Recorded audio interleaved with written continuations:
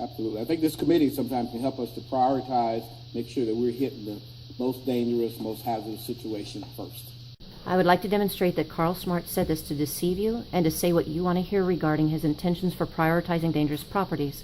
This has been an ongoing problem which has not improved under his leadership. In August 2013, UT did a study entitled Addressing Problem Properties. It states, Austin's code enforcement strategy is primarily complaint-driven, leading to a reactive, sporadic approach to code enforcement rather than a proactive and strategic response that targets the most serious code violators across the city.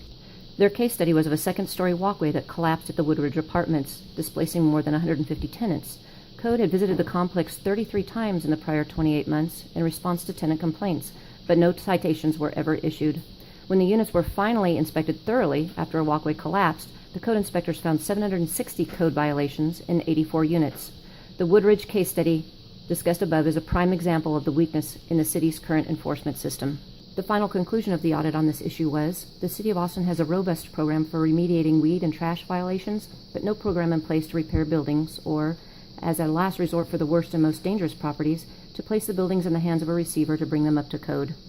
In response, in October of 2013, Council implemented Austin's 252 ordinance, which requires the Code Department to present quarterly reports to the City Council that addresses repeat offender program properties, Code's response times of violations, as well as percentage of properties receiving periodic inspections.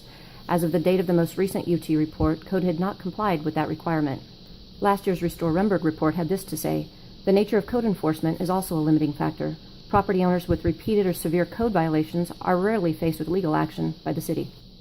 In June of 2015, UT released another report entitled An Analysis of Austin's 252 Repeat Offender Program and Efforts to Address Dangerous Rental Properties. It states, the response time for conducting an initial inspection in response to a citizen complaint appears to be significantly longer for repeat offender program properties than it does for other types of code violations. In our prior report, we called out a major deficiency with Austin Code's enforcement program, the reliance on a complaint-based system that fails to identify the city's most egregious code violators. This deficiency continues. Lastly, the study noted that several of the recommendations in the 2010 audit still had not been implemented. Most recently, the city auditor released their findings on April 11th and agreed. They noted a lack of an effective process to prioritize response to high-risk complaints to promptly address potential dangerous cases. Citing an example of a burned vacant property which is not fully secured for over 6 months, and a case of a woman who had been living without electricity, plumbing, or running water for at least 2 years. The pictures you are looking at are code violations of extreme safety issues that I took in the Runberg neighborhood just last week. Collapsing balconies, rotted carport beams, caving roofs. It's time for less lip service and a change of leadership.